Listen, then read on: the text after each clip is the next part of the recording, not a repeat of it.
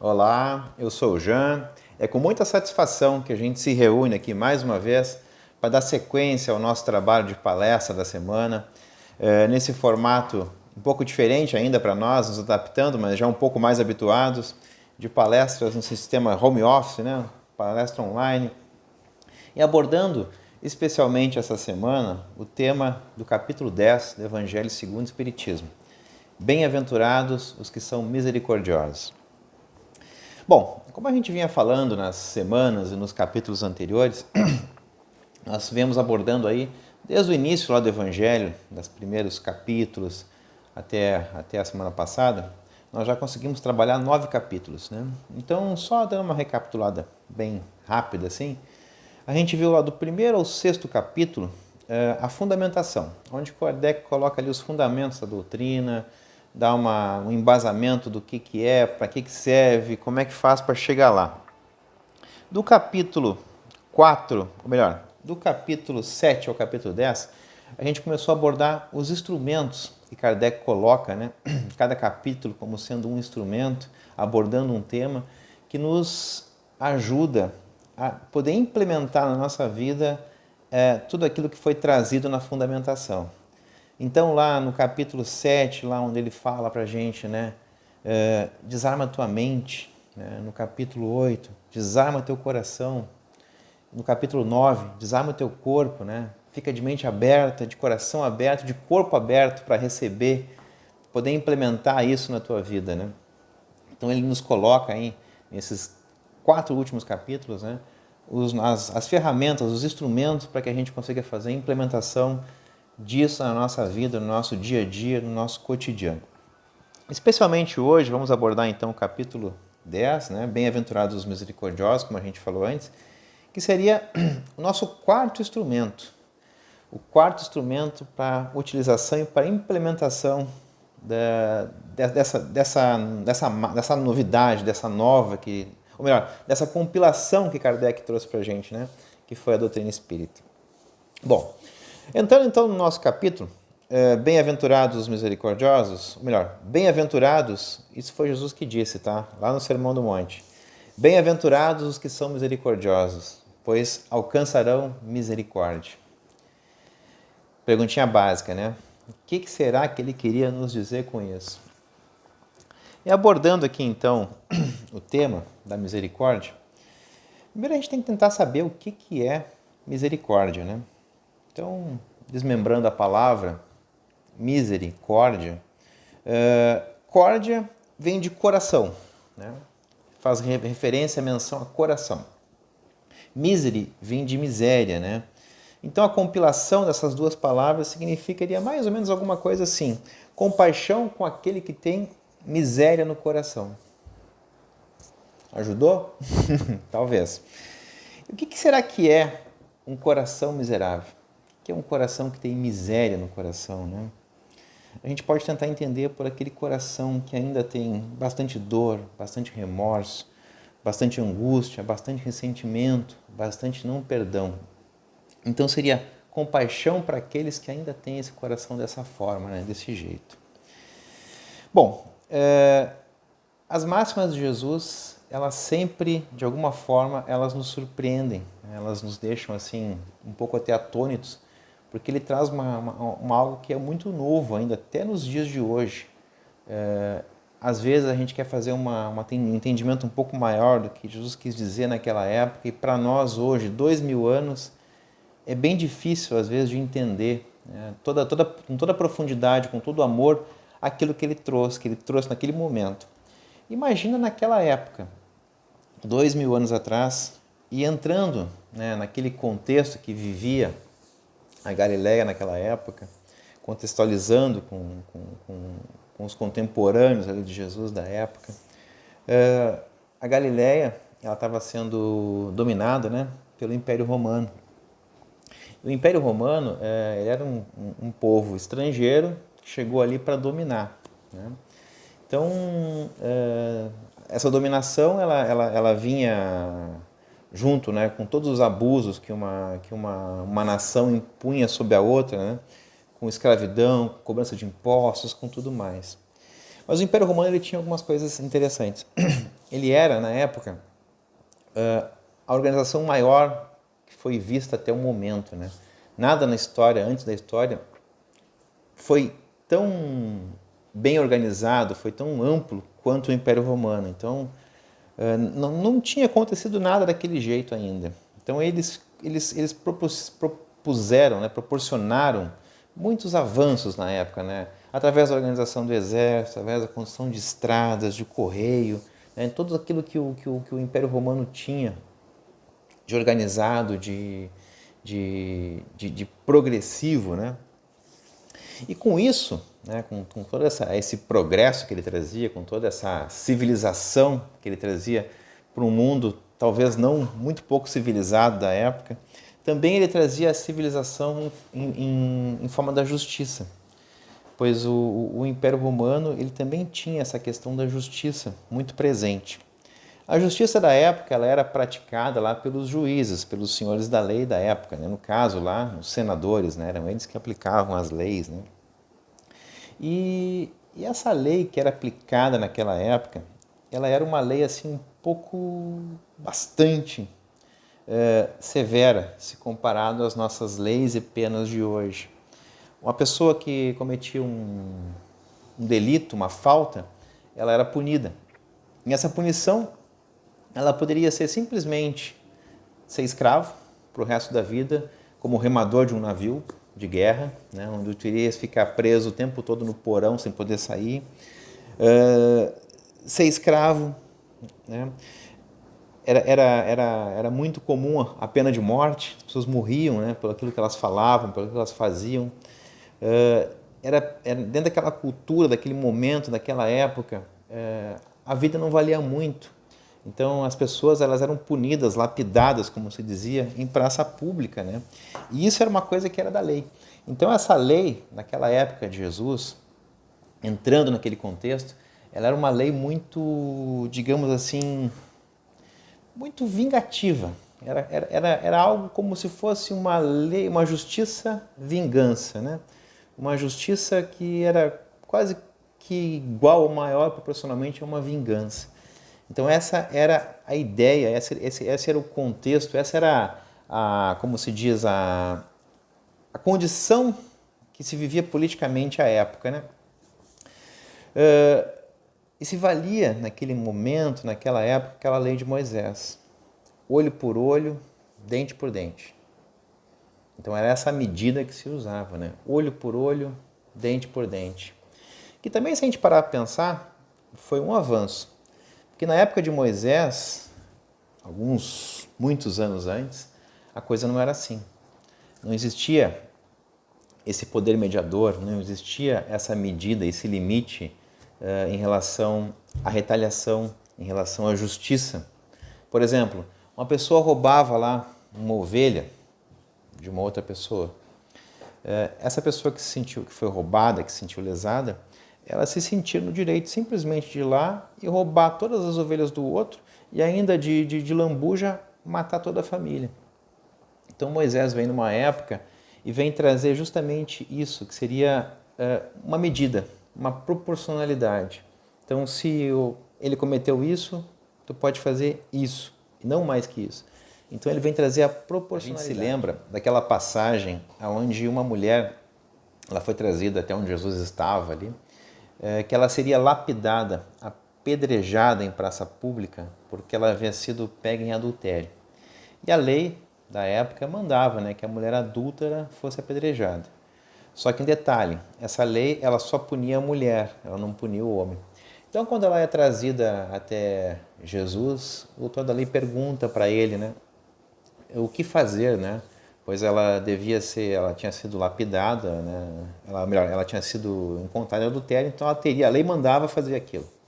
Jesus calmamente, né, quando é inquirido, né, ele calmamente estava desenhando no chão lá, com a mão, com um graveto, né? E quando ele é inquirido, ele fica riscando no chão, calmamente. O texto ali não fala muito isso, mas a gente já pode imaginar por essa característica que Jesus tinha, ele deve ter parado, pensado, e aí ele proferiu uma sentença, né? Ele disse mais ou menos o seguinte, que aquele que nunca pecou, que atire a primeira pedra. E a história conta que as pessoas que estavam ali lentamente foram largando as pedras e foram indo embora, do mais velhos, primeiros mais velhos, por último os mais novos. Todos foram indo embora e foram deixando a mulher e as suas pedras no chão. Quando não tinha mais ninguém, Jesus questiona a mulher, né? Onde estão teus inquisidores, né? Onde estão teus acusadores, né? E ela fala, né? Todos foram embora, Senhor. E ele fala, então vais e não peque novamente, né? E que ele não ia condenar ela e que ela deveria ter cuidado dali para frente, né? Que ela não deveria pecar mais. Então, a gente aí consegue ver um exemplo muito bonito, muito claro e muito pedagógico de misericórdia. Pois Jesus, ele aproveitava todos os momentos para nos ensinar. Um outro momento bem marcante da passagem de Jesus foi quando Jesus está sendo preso. No momento que o soldado romano lá efetua a prisão de Jesus, que ele vai ser levado para a condenação, Pedro, naquele exato momento, quando o soldado prende Jesus, Pedro pega, desembainha a espada e dá um golpe que corta, que machuca a orelha do soldado. Jesus, na mesma hora, pega e chama a atenção de Pedro. Pedro, embainha a tua espada. E diz assim, aquele que com ferro fere, com ferro será ferido. E na mesma hora, diz que Jesus pegou e colocou a mão e curou a orelha do soldado que ia prender ele. E ali, nesse momento, ele deixa muito claro uma coisa que a gente fala bastante aqui dentro da doutrina espírita, que é a lei de causa e efeito. Pois somos responsáveis, como diz a passagem, a frase que ele proferiu, né? Aquele que com ferro fere, com ferro será ferido. Então, o que ele quis dizer para a gente com isso? Que tudo aquilo que a gente faz, toda aquela semeadura tudo que a gente semeia, volta para a gente. Todo o mal que a gente faz, ele retorna. Toda alegria que a gente espalha, ela retorna. Então, que a semeadura, ela é livre, mas a colheita, ela é sempre obrigatória. E isso é uma máxima muito importante, é uma informação muito importante. E um caso, por exemplo, se o assassino que hoje realiza um assassinato, se ele soubesse ou se ele se atentasse ao que Jesus estava dizendo na época, ele não faria. Porque aquele que tira a vida de alguém hoje, provavelmente ou certamente no futuro, na sua próxima encarnação, vai ter que lutar muito pela sua vida. Então talvez esse assassino de hoje seja alguém que numa vida próxima vai enfrentar uma quimioterapia muito pesada e talvez vá sucumbir por ela. Ou então, aquele que rouba hoje, que toma aquilo que não é seu, que leva aquilo que é do outro, tira proveito, tira, como se diz, benefício que não é, tira algo que não é de algo, não é seu, pega para si algo que não é dele, né? Rouba. No futuro, numa outra existência, provavelmente ele vai ter uma existência onde ele vai ter muita privação, muita dificuldade, onde talvez ele vá ter que trabalhar muito e não vai conseguir adquirir as coisas, né? Então a lei diz isso, que tudo aquilo que a gente planta, a gente colhe. Tudo aquilo que a gente semeia, a gente vai em algum momento da nossa vida, em algum momento da nossa existência, a gente vai receber de volta isso. Aí a gente para pensar, né? Se essa lei ela é tão incisiva assim, ela se nós fizéssemos uma análise e nós pegássemos lá, não precisava muito, mas se a gente pegasse lá nossas 100 últimas encarnações, né? Vamos fazer um balanço, assim, nossas 100 últimas encarnações, e se parássemos para analisar tudo aquilo que a gente fez, né, de bom e de ruim, e se fizéssemos um balanço, né, de tudo que resultou essas existências, essas experiências, provavelmente nós precisaríamos de mais umas 300 encarnações só para compensar aquelas 100 que a gente viveu. Umas 50 encarnações nós gastaríamos só para ser assassinado, para compensar os assassinatos que a gente cometeu. Umas 100 encarnações a gente estaria ali só para consertar, como é que se diz? as angústias familiares que a gente causou com esses nossos atos. E o resto, então, nem se fala. Então, provavelmente, essas 300 encarnações não seriam suficientes para que a gente conseguisse compensar e ajustar tudo aquilo que em 100 a gente promoveu. Então, com isso, a gente pode concluir que nós somos muito, mas muito devedores e muito endividados. E aí que vem a grande questão, o grande insight desse capítulo, que é uma coisa chamada misericórdia divina. Essa misericórdia divina, ela se renova em nossa vida todos os dias. E se não fosse por ela, a gente não aguentaria, a gente não conseguiria viver. A gente pode dizer que ela é o maior benefício que existe, é o que Deus nos dá de melhor, é a prova maior do amor dele pela gente, que é a misericórdia divina, que nos permite e nos proporciona pagar tudo aquilo que a gente fez em suaves prestações, como se fosse uma aquisição em uma loja, de um eletrodoméstico, de um móvel, que a gente pagasse naquele carnê que não termina mais, né? Que tem 200 parcelas. Seria mais ou menos isso. Então a misericórdia divina, ela nos dá a oportunidade para fazer o pagamento bem suavezinho de tudo aquilo que a gente fez. E o mais bacana de tudo isso, que a gente pode pagar, ou melhor, que a gente pode restituir, que a gente pode consertar esse mal que a gente fez, não necessariamente sofrendo o mal, não no olho por olho e dente por dente, mas que a gente pode pagar esse mal que a gente fez com o bem. Pedro já dizia, né?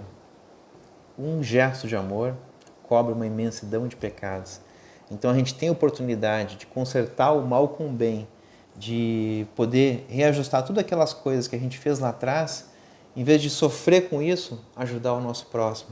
Em vez de ser punido com dor, pagar com amor, pagar com justiça e trabalho, pagar fazendo bem para o nosso próximo, fazendo a caridade, ajudando da forma que a gente puder, enxugando lágrimas, fazendo a nossa parte, né? Ajustando. Pois dessa forma, sim, funciona a misericórdia divina, nos deixando pagar em suaves prestações e podendo pagar com uma outra moeda, que é muito mais valiosa. Então, deixando de pagar o mal com o mal, mas o mal com o bem, que vale muito mais. E com isso, né, a gente consegue ir ajustando esses débitos para trás, né? Pois, como a gente falou em palestras anteriores, sempre que a cobrança vem, né, nos encontrar, e ela nos encontra trabalhando no bem, no amor, ela simplesmente ela não nos acha, ela vai embora. Então aquele mal que viria para nós, como a gente está agora numa outra vibe, digamos assim, como a gente está numa outra energia, ele simplesmente ela vem procurando aquela energia e não encontra, porque a gente está muito acima, então ela vai embora e nos deixa, né? Então não tem porquê, porque a dor ela é pedagógica. Quando a gente aprende, quando a gente consegue dar um passo adiante, não tem mais porquê ser daquela forma, né? Então, pagar o mal com o bem. Uma outra coisa muito importante, que esse capítulo ele faz uma menção para a gente, é a questão do perdão. Pois lembra quando a gente falou lá das misérias de coração? O remorso, a angústia e o não perdão. Então, o perdão é algo muito importante. Mas ele é tão importante que ele chega a ser mais importante até do que para a pessoa que recebe o perdão. Pois o ato de perdoar, ele faz com que a gente consiga desligar daquele momento e daquela pessoa que nos causou o mal, nos causou a angústia. Eu já contei uma história lá no Centro Espírita, de uma palestra que eu ouvi se não me engano foi do Rossandro, que ele conta a história, que ele dá um exemplo muito bacana, né, de perdão, ou melhor, de não perdão. E aí a gente faz menção a isso e eu me lembro quando eu contei essa história, o pessoal até ficou meio assim comigo, né? Porque eu acabei contando com muita riqueza de detalhes e isso acabou sendo um pouco desconfortável. Eu vou tentar contá-la aqui de uma forma mais abreviada, com menos riqueza de detalhes, né? A história que ele conta lá é a seguinte, que a pessoa, né, ela teve um mal-estar quando ela andava de ônibus e aí ela passou mal e ela acabou vomitando. E ela não tinha muito o que fazer, a única coisa que ela tinha era um potinho lá, que ela acabou aparando ali, né? Se limpou como deu, guardou tudo aquilo que veio naquele potinho, tapou, né? E botou numa sacolinha, limpou o que deu para limpar ali e seguiu a viagem dela. Quando ela chegou em casa, ela chegou lá para falar com a mulher, né? Bah, olha só o que aconteceu, né? Tava indo assim, assim, assim no ônibus e aí aconteceu isso, sacolejou demais e eu passei mal. E olha aqui, ó, vomitei. E mostra o potinho. Guarda o potinho, dá uma cheiradinha. Aí passou ali uma semana, aquele encontro de família lá, da macarronada no final de semana, do churrasco, né? Ele conta a história. Ó, aconteceu isso, eu estava pegando o ônibus assim, assim, balançou demais, eu acabei passando mal. E olha aqui o que aconteceu, ó. Pega aquele pote, abre, mostra para todo mundo, dá uma cheirada, olha bem, guarda de novo. Passou uns 2 meses, recebeu uma visita em casa e ele lembra da história e conta de novo. Olha só, sabe, aquele dia eu estava assim, assim, balançou demais, pum, e olha aqui, ó, pega, abre o pote, mostra o pote à pessoa, dá aquela cheirada e guarda. No ano novo, quando tem aquelas comemorações de Natal, aquelas comemorações quando a gente vai comemorar as festas, né, de Natal e Ano Novo, né, que sempre tem aquela reunião familiar, ele se lembra da história e conta de novo. Aí ele conta lá, olha só, aconteceu isso, olha aqui, ó, mostra e guarda. Então, o simples fato da gente não perdoar é algo que dá para a gente comparar a isso. Cada vez que a gente se lembra do ocorrido, a nossa mente ela não sabe distinguir presente, passado e futuro. Para ela é tudo mais ou menos a mesma coisa. E quando a gente se lembra de algo, e principalmente algo que nos magoou, isso tem uma carga emocional muito alta. Então, na verdade, a nossa mente não sabe muito bem o que aconteceu. Como ela não tem essa questão de presente, passado e futuro, ela simplesmente nos joga de novo lá naquele passado, naquele momento, e a gente começa a sentir as mesmas sensações que a gente sentiu naquela hora. Então a gente pode dizer que a gente está revivendo aquilo que aconteceu. Então o fato de não perdoar, cada vez que a gente lembra, a gente vive tudo aquilo de novo. E isso nos faz sofrer, isso nos faz mal, isso atrapalha toda a nossa psicosfera, isso nos deixa assim muito abalados, nos faz sofrer. E sempre que a gente está em sofrimento, sempre que a gente está com o nosso astral abalado, isso sempre traz muito prejuízo para nós, físico e não físico. A gente vai falar muito ainda sobre esse assunto, sobre psicosfera, sobre essas questões físicas e não físicas, que as lembranças, que os sentimentos e que os pensamentos fazem. Em palestras seguintes, aí a gente vai falar muito sobre esse tema, a gente vai abordar muito isso. Mas então, é como se a gente voltasse, a cada vez que a gente lembra daquele passado, sentisse as mesmas coisas e vivesse aquele momento e aquele sofrimento. E com isso, todo aquele prejuízo que a gente sentiu volta para nós. É como se a gente revivesse aquilo a cada momento. Então, o simples fato de perdoar faz com que haja um corte daquilo. Aquilo não acontece mais. Aquilo nos liberta, nos permite ir adiante. Então, a vantagem do perdão ela é muito mais vantajosa, digamos assim, para nós que perdoamos do que até para quem é perdoado. Então, perdoar é uma questão de saúde e de inteligência e que nos liberta, nos tira um peso de cima de nós, né? Então, perdoar... Será que perdoar é esquecer?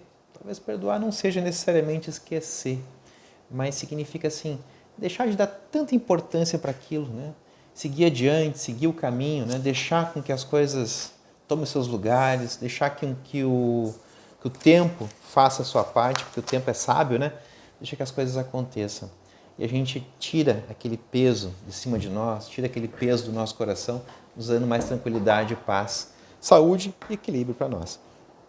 Bom, uma outra passagem que é bem lembrada nesse capítulo é aquela passagem que ele pede para que a gente se reconcilie com os nossos adversários, que a gente perdoe. Especialmente que a gente perdoe o mais rápido possível. Porque quando a gente vai fazer uma oferenda a Deus, quando a gente vai fazer alguma coisa para adorar e agradar a Deus, que era muito comum na época lá de Jesus, né? Os judeus faziam muito isso, tinham essas práticas.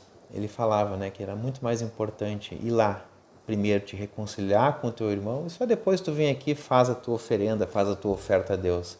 Que aí sim, ela vai ser agradável a Deus, antes não. O que ele quer chamar a atenção para isso? Todo aquele problema que a gente tem com o nosso irmão, com o outro, e que a gente não resolve, isso se perpetua e isso continua até mesmo na outra existência. Muitos dos casos de obsessão que a gente vê hoje dentro da casa espírita, ela tem sua origem aí, em não perdão. Pessoas que não perdoaram, que não concederam, que buscam a vingança, e aí se desencadeia aqueles processos obsessivos, aqueles processos onde um busca prejudicar o outro, pois afinal de contas é olho por olho, dente por dente. Esse algoz de hoje é a vítima de amanhã e assim sucessivamente. E às vezes se entra nesses ciclos, né, de vingança e aquilo não se resolve nunca. Então é muito mais importante tu ir lá resolver de uma vez, te acertar com o teu irmão e poder seguir adiante. Te reconcilia com ele. Né? Uma outra menção que ele faz, um outro chamamento que ele faz, é a gente não julgar. A gente procurar não julgar, né, o nosso irmão. Procurar não emitir julgamento. E se emitir um julgamento, que esse julgamento seja de uma forma sutil e que sirva mais de uma forma pedagógica, que venha auxiliar e não prejudicar e não expor o nosso irmão. Se a gente tiver que chamar a atenção, fulano, aquele negócio ali que tu fez, fala em segredo para ele. Aquele negócio que tu fez ali não foi legal, procura não fazer mais, ou procura dar uma orientação de uma maneira que isso seja visto de uma forma positiva para ele, para que possa ir adiante.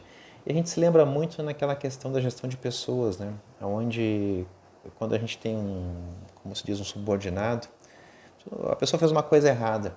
Tu não pode chegar lá na frente de todo mundo e expor, pô, fulano, por que tu fez isso? Né? Tu estaria destruindo aquela pessoa, né? Então, na verdade, seria muito mais bacana que tu te recolhesse com ele numa sala, num canto, onde tivesse só vocês dois. E, primeiramente, né, tu mostrasse para ele, pô, olha só, cara, tu é um cara legal, esforçado, batalhador, tu tem essa e aquela qualidade, mas olha aqui, ó, isso que tu fez aqui por esse caminho não foi legal. Quem sabe, então, tu faz mais assim, procura fazer assim, assado, né? Tu vai estar dessa forma, não expondo ele, chamando ele em particular, mostrando para ele tudo que ele tem de bom e só depois emitindo, né, um chamamento discreto para que possa ser uma coisa benéfica, pedagógica para ele.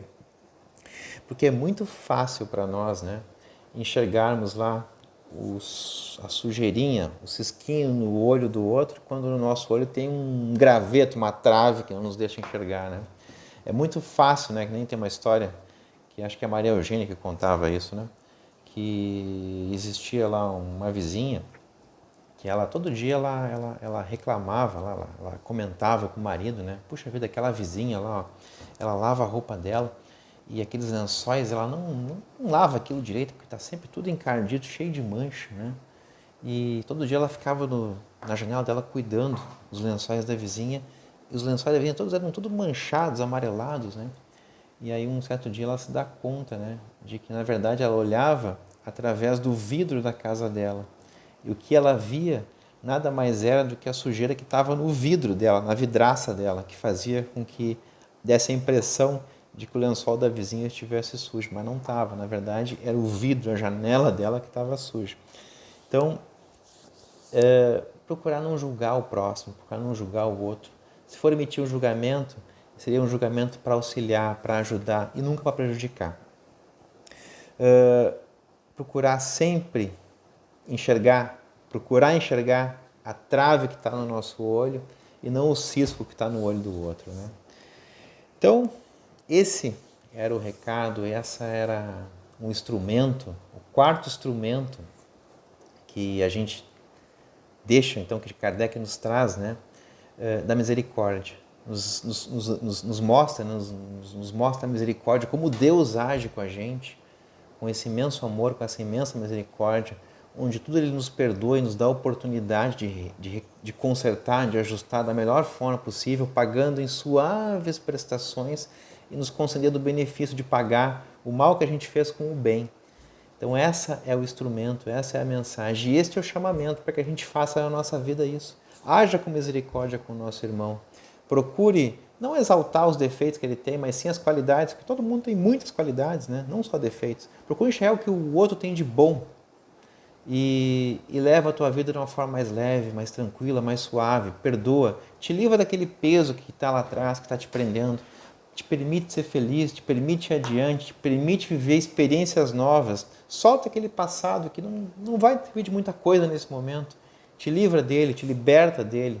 Deixa ele lá no cantinho dele, mas corta, quebra aquelas amarras que te fazem sofrer, que tiram a tua paz, que te agoniam, né? Alivia o teu coração. Esse é o convite, esse é o chamamento.